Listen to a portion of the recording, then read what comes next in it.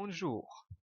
Nous allons voir dans cette présentation la première fonction de la chaîne d'information, la fonction acquérir. Concernant l'acquisition des données, on trouve deux choses. Premièrement, les consignes d'utilisateur et les comptes rendus. Les consignes tout simplement sont des signaux délivrés par un bouton poussoir ou par une télécommande, etc. Les comptes rendus sont donnés par deux types de capteurs, avec contact et à distance. Les capteurs avec contact tels que électromécanique ou pneumatique à galets et le capteur optique, appelé aussi photoélectrique, et le capteur capacitif et inductif, dit à distance ou sans contact.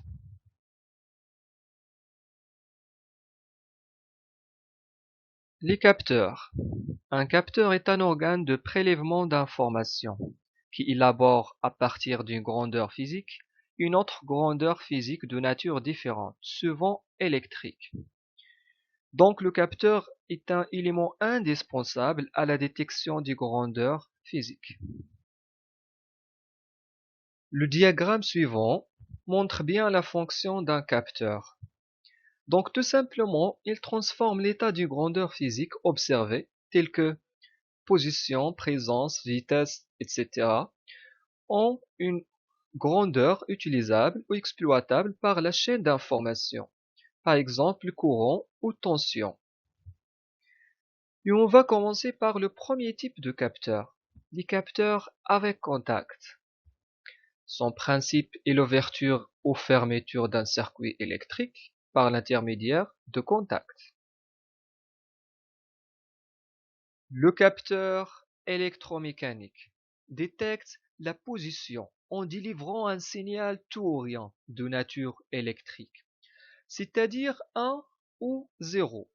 Bien sûr, si vous rappelez bien l'exemple de la barrière, si elle est dans la position haute, alors S1 est actionné, donc il donne un logique.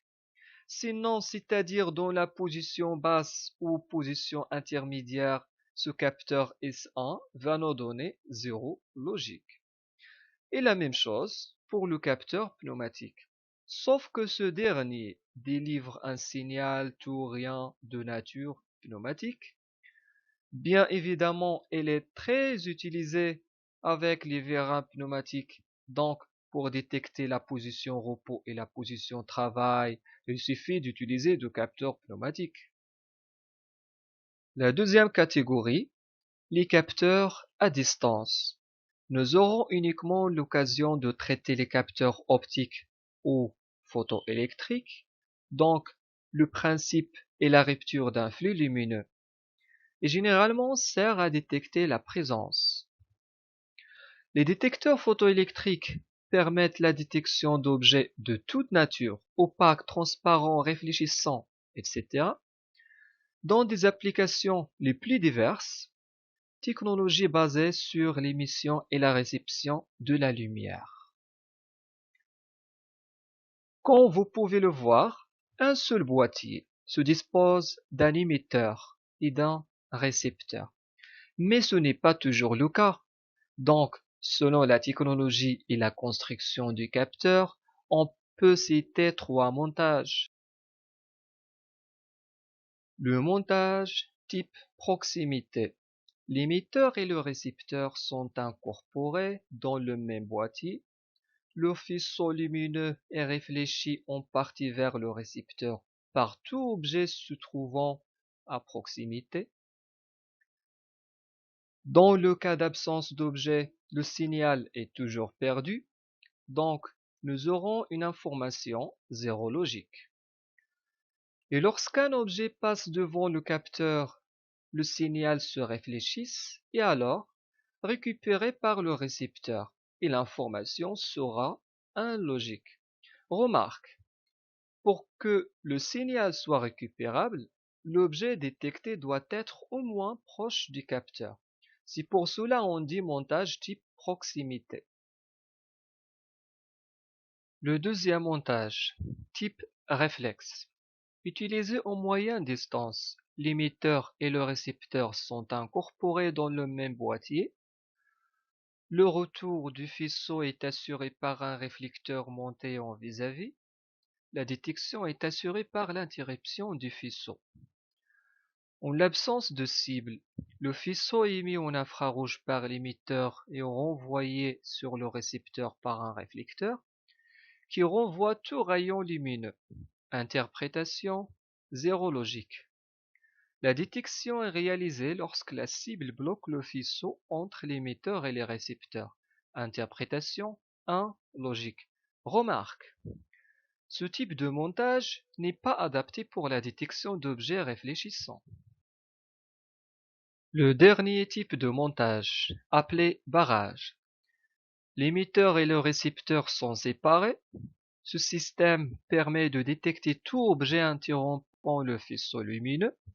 Donc, zéro logique en absence de la cible et 1 logique lorsque la cible interrompt le faisceau. Nous allons voir maintenant un autre type de capteur qui est complètement différent des précédents. Le capteur solaire. Il capte la luminosité ou la lumière et fournit un signal analogique. Le dernier type de capteur dans cette leçon est un anémomètre. Il détecte la vitesse du vent et fournit un signal numérique. Nous verrons immédiatement la différence entre ces deux signaux, numériques et analogiques. Le premier type, signal logique. Ce signal ne peut prendre que de valeurs binaires, 1 ou 0, vrai ou faux, présent ou absent. Elle est appelée taurien, T-O-R, ou bien tore. Signal analogique. Ce signal est proportionnel au phénomène physique mesuré et qui varie continuellement de le temps. Signal numérique. Ce signal est une combinaison d'états logiques. À chaque combinaison correspond une valeur en tension et qui varie de façon discontinue dans le temps. Un signal analogique est toujours représenté par une onde sinusoïdale continue, alors qu'un signal numérique est représenté par des ondes carrées. Des exemples. Exemple du signal analogique. Un microphone est un capteur qui transforme en une tension électrique analogique le signal associé à l'onde acoustique. Tout simplement, un microphone fournit un signal analogique. Lorsque le support physique peut prendre des valeurs continues, on parle d'enregistrement analogique. Par exemple, une cassette vidéo, une cassette audio sont des supports analogiques, alors que des CD ou bien clés USB, ce sont des supports numériques. Et enfin, exemple pour le signal numérique, la télévision numérique terrestre, TNT, repose sur des signaux numériques. C'est pour cela qu'on utilise un décodeur.